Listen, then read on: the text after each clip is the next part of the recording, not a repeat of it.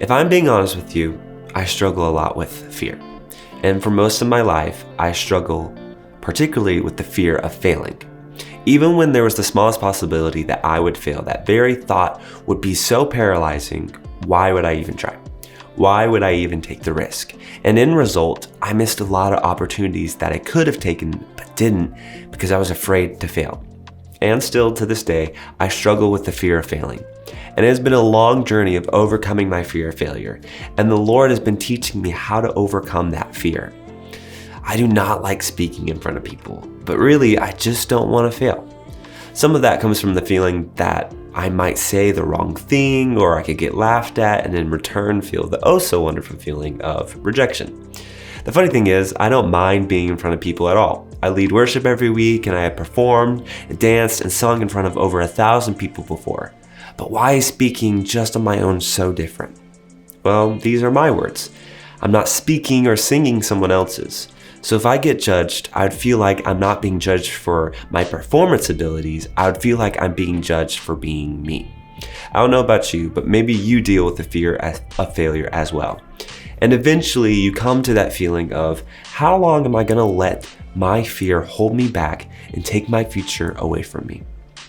The beautiful thing is, we don't always have to learn from our own mistakes, but rather we can learn from someone else's. So for this, we're going to look at Moses and how he struggles with the fear of failure. In Exodus chapter 3, we find Moses at the burning bush. In verse 9 and 10, God tells Moses, "And now the cry of the Israelites has reached me, and I have seen the way the Egyptians are oppressing them. So now, go up. I am sending you to Pharaoh to bring my people, the Israelites, out of Egypt." Then in the next verse, verse 11, "But Moses said to God, 'Who am I that I should go to Pharaoh and bring the Israelites out of Egypt?'" Moses probably has 1,000 thoughts going through his head as God tells him to go to Pharaoh and bring the Israelites out of Egypt. He said, "Who am I that I should?" I don't know necessarily what Moses is thinking in that moment, but he possibly could be thinking, "Pharaoh won't listen to me. God, why would you even choose me? I'm not qualified. Who am I to do this?" I wonder in that moment if Moses was feeling like he was just going to fail. If you struggle with the fear of failing or just fear in general, you're not alone. I struggle with fear, and even Moses struggled with fear.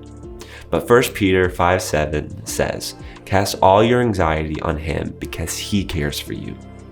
We should cast all our anxiety on the Lord, but anxiety is often a product of fear. So first, we should give our fear to the Lord. Join me next week as we dive deeper into Moses' fear of failure and how we can overcome that fear.